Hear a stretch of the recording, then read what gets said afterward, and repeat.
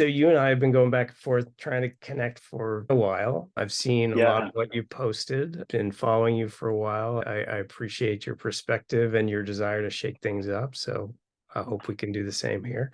You've had a diverse career. Love to talk about that a bit. From errands to Medallia to your current role now, it's Forsta. Yep. Forsta. And so maybe you can share some of the learnings that you've had from the different companies that have informed how you approach CX today.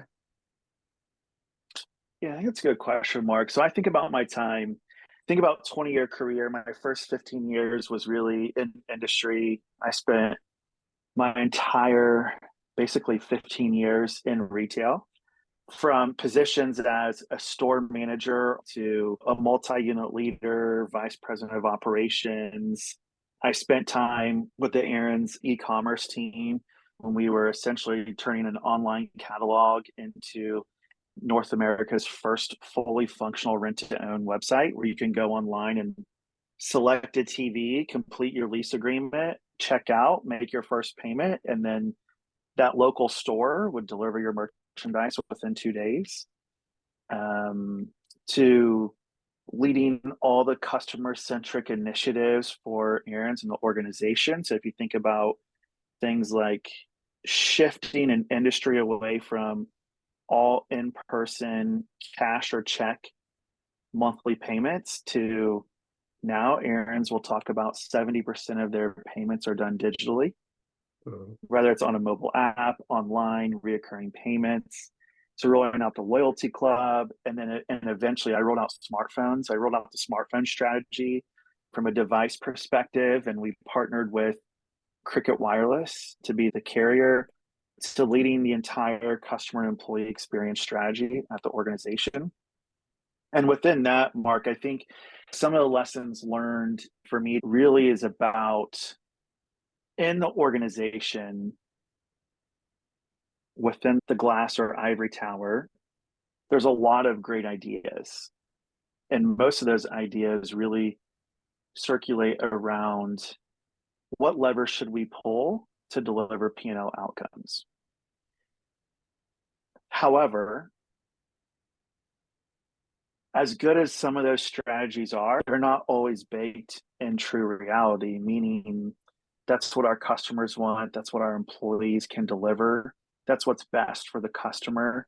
And so I think some of the key learnings for me has always been around, look, if you truly want to deliver the financial outcomes that as a C-suite you're responsible to delivering to your shareholders, you have to listen to what your customers are saying about their current experience.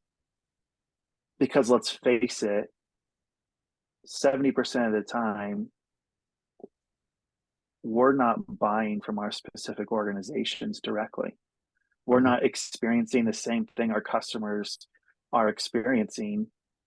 And at the same time, we're not on the front line delivering those experiences. And so our employees, regardless of the industry that you're in, they were our greatest source of innovation. Just listening to their ideas, understanding why these were the ideas that they had, and then connecting that to our customer feedback and the frictions that they were telling us. They typically had a strong correlation to each other. And so just leveraging customer employee feedback, organizations truly can innovate quicker, faster, more agile way. They can deliver the P&L responsibilities of increasing revenue, reducing churn, and looking at operational efficiencies. So I'll start there. Customers and employees are your greatest advocates. So I have two questions, and that was Yeah. just fantastic because I could probably go on for quite some time digging into that. One is define for me human experience.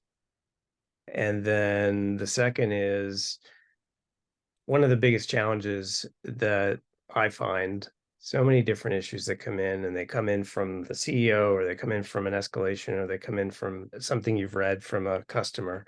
So prioritization is always a challenge. What's your approach and process? But first, explain to me human experience because Yeah.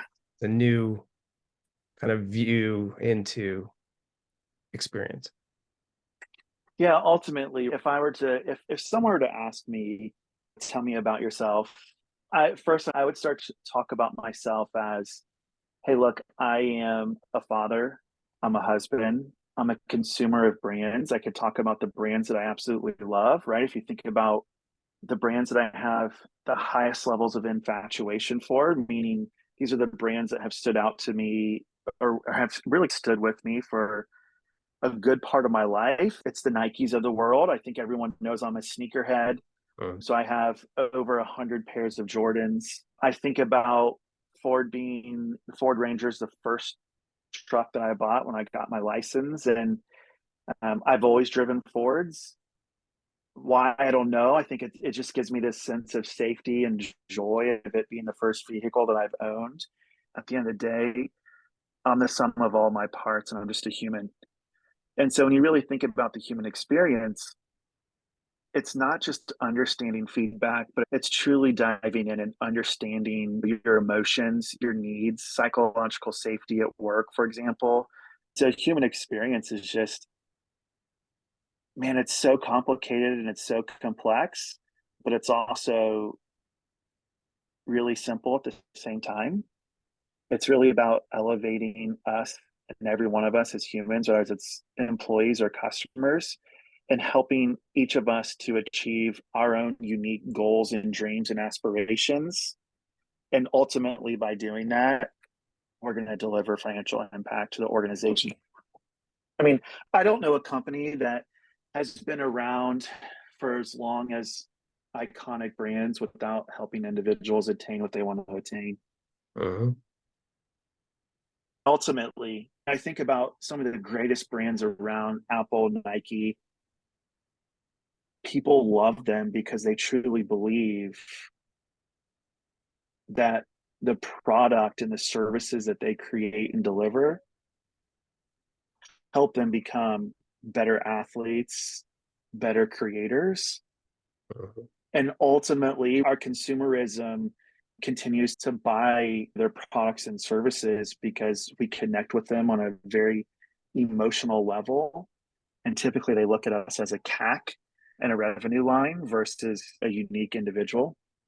So I think that's the human experience. Their marketing team pushes this whole idea about a vision of how this service, this product is going to make a difference, is going to impact you.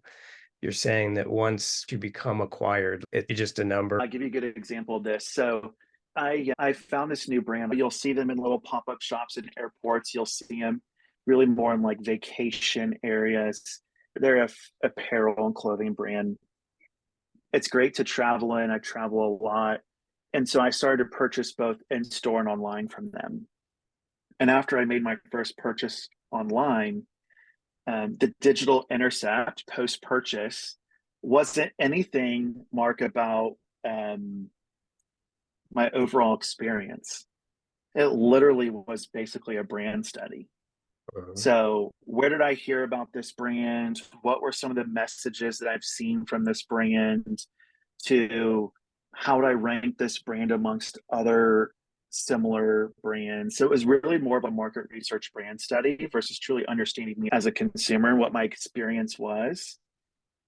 So, I've made other purchases and now my family is wearing the brand. So, I would say over the last, call it 12 to 18 months, we've spent between the five of us over $1,000 at this brand, if not more. mhm, And so, although they have a bunch of my data, they can see my observed patterns online because I've consented any cookies. I'm a big believer in I'll share my data with you in order to get better experiences. There's no personalization that's coming over an email. I'll get the hello, Mr. Hamilton, but that's about it, right? Nothing else is personalized. I went to make a purchase over the weekend of three different pants because they were on clearance. And all the pants in my size said that, hey, this item's in stock. But when I went to add it to cart, I kept getting error messages. mhm. And so as a practitioner, I'm like searching for the always on.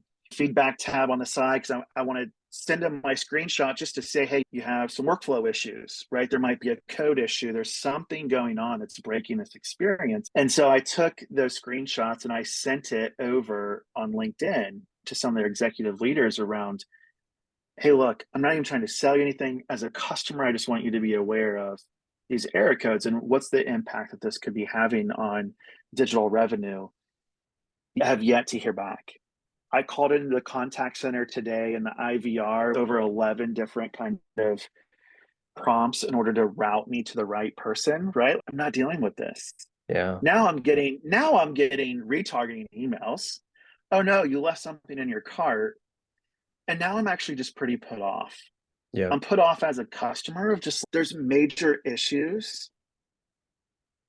Yeah. Quite I frankly, is get it is it worth, investing emotional connection with your brand? I don't know. Well, a lot of money, a lot of time is spent on acquisition. So the personalization part of it, you expecting more? Were you expecting to Yeah, be more personal once they knew about your purchasing habits and that you were buying lots of things? yeah, I was expecting more. And I think as consumers, we do, right? I think we build close connections with the brands that we know, love, and trust. And I am willing to give you access to more of my data to where you can use my data to deliver better personalized experiences. For me, it's going to lead to higher ticket average sizes, but most brands live quarter to quarter and so finite where they don't play the long term game. So then back to the other question I had for you about prioritization. Yeah, So all sorts of challenges come in every day. You've got strategies. How do you approach it? How do you decide what goes on that list? And how do you go after getting them done? yeah. If you think about currently the way that prioritization is done, there's a couple different rules of thoughts. The first one, or typically prioritization, what I've seen is typically done through what's going to make the most impact on our P&L and most often in short-term gains, or it's going to be that squeaky wheel gets the oil, right? Meaning something was posted, we got indirect feedback on a social media channel or a Google review. Our CEO or someone in the executive suite sees it. Mhm. Instead of seeking to understand, they screenshot it to that specific department leader, product owner, whoever it is, and says, just fix it. But then they also don't understand the repercussions to that behavior. They don't understand deprioritizing certain initiatives to constantly just make the squeak go away when there's typically, if you just apply the 5 whys from a root cause to understand what could be causing that issue. And so I think as CX leaders or human experience leaders, we have to have business acumen. We have to understand how the organization's P&L works. We have to understand the lead measures and those different levers that can be pulled that drive the lag measures of the P&L. And so we have to be really good at diagnosing the problems through root cause analysis. And so it's basically being able to take customer and employee feedback, the frictions that they're having, connecting the dots, which it's not hard. Like you should be not only looking at feedback, but you should be looking at operational data, transactional data, HRIS data, observed behavior, direct, indirect feedback. You should be looking at all these different sources. And through that, you'll be able to see, okay, here's the top frictions that's happening within our organization, and here's the impact to the P&L. And based on impact to P&L, and I would also argue that impact to overall employee morale and engagement should be factored in. Here are the things that we're going to prioritize. Too many times, brands claim that they're customer centric, but they don't listen to customers or use customer feedback as part of the prioritization tool. And so, if you are not doing that, then stop saying you're customer centric. Yeah. There's a way to quantify a lot of that. So I think where we end up in funding the support for this type of work is to be able to quantify the value of a happy customer, of a satisfied customer, of a customer who has the kind of connection that you have, and quantify that. But we go back to customer lifetime value and all that. To me, they're all estimates. So you're trying to tell a story. To me, I find a lot of times I can find the business impact. But if I just tell the story of the customer, okay, this is what happened, everyone gets out of the way and goes, "Oh my God, we have to fix that." So I drive an agenda that is customer centric. Your point about being, I say it's more evangelism throughout the Yeah. business, maintaining that focus and being the customer at the table. Like that's it. It's still a challenge, I think, with this idea of find it, fix it, find it, fix it, find it, fix it. So what I try to bring in, and I think you would agree is helpful, is I'm looking at a long-term plan. Where do we want to be 5 years from now? What is that experience that we want to have? And then what do we need to get there so that we actually have a little more room for making decisions versus just, oh, it's broken, fix it. Because yes, a lot of those things would be helpful now. But if you just keep focusing on those, you're not going to put the infrastructure in or make the investments in for the future. That's where I find a lot of the conflict comes in, is Yeah. today versus the future. Yeah. It's so interesting, Mark, to your point, right, around storytelling. Storytelling gives our data a soul. And I think too often we only look at the data. Well, your human feedback is data. It's data. Yeah. Customer and employee feedback is data. And so, to your point, if we are utilizing customer and stories to help articulate the data that we're seeing on a PowerPoint, now we're actually giving that data a soul. So instead of seeing it in black and white, we start to see that data in color and the true emotion and context behind it.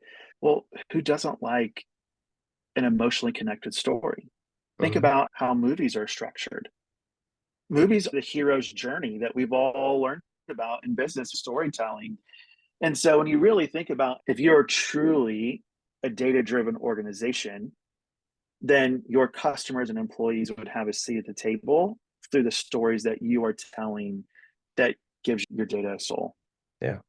When I was at Comcast, we were launching Xfinity Mobile. And 2.5 or 3 years in, I was in a position where I was responsible for all of the delivery and operations of customer experience. So I built a structure around data gathering, around analyzing the voice of the customer.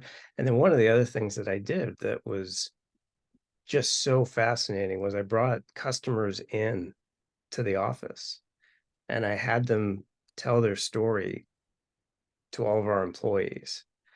And it blew their minds. Wait a second, you've been waiting 6 months to get the right phone?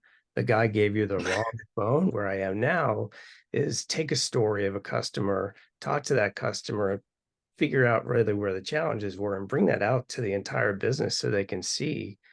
Because a lot of them just aren't, outside of our front lines. HQ doesn't get on the phone. HQ doesn't have that same kind of emotional connection to the fact that there's another human being that we're providing service to, that we are here in a business, yes, but we have a promise based on the service that we're offering that will support this customer having the life that they want. That's a big promise and a big responsibility.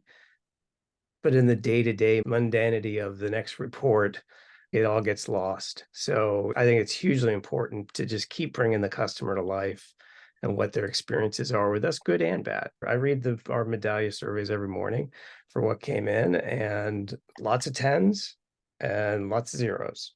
Yeah. And think about this, right? If you think about even that prior example, we were talking about prioritization, and typically the squeaky wheel gets the oil.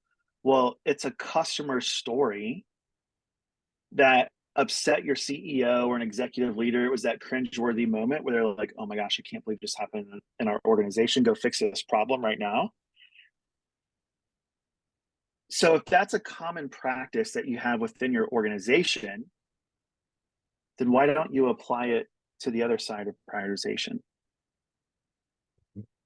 and using customer and employee stories? Like it just goes back to P&L centric cultures to human experience centric cultures. And I put employee and customer in there.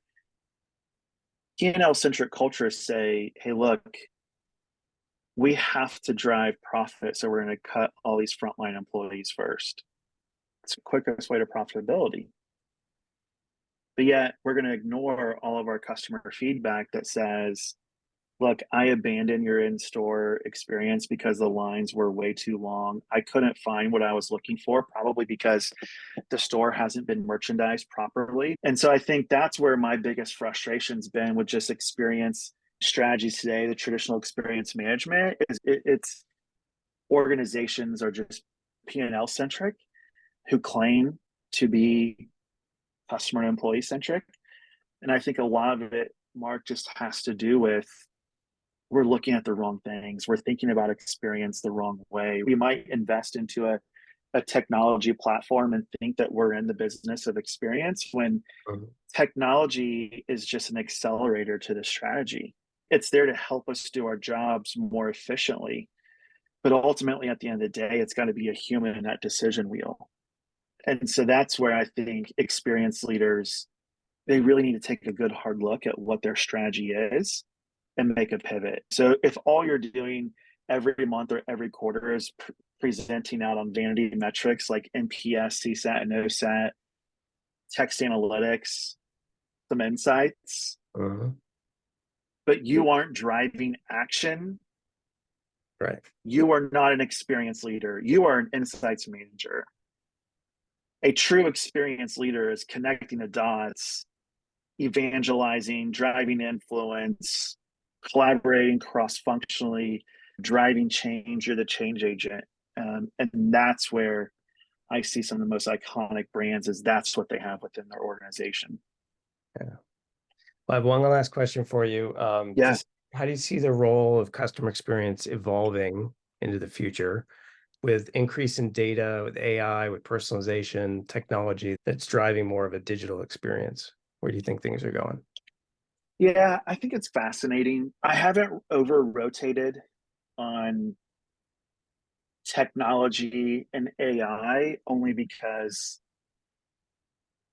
I think there's tools there to help us do our jobs more efficiently. I think data, all types of data, really is the gasoline to any organization, right? That keeps your engine running. And so I really think data is the experience where it's not just about opting in on a website, but it really is giving customers control of their data, Yeah. giving employees control of their data. And by doing that, you start to become a true data machine where personalization is not new. The companies who do it extremely well have permission data from their customers and their employees that they can use to deliver better experiences. So to me, it's like the future really is more around data. I think technology and AI is going to help us operate more efficiently, but I don't think it'll ever replace the human in that specific loop. There will always be a human loop. The day that AI replaces a CEO for decision making and prioritization is the day that I think we should all be scared.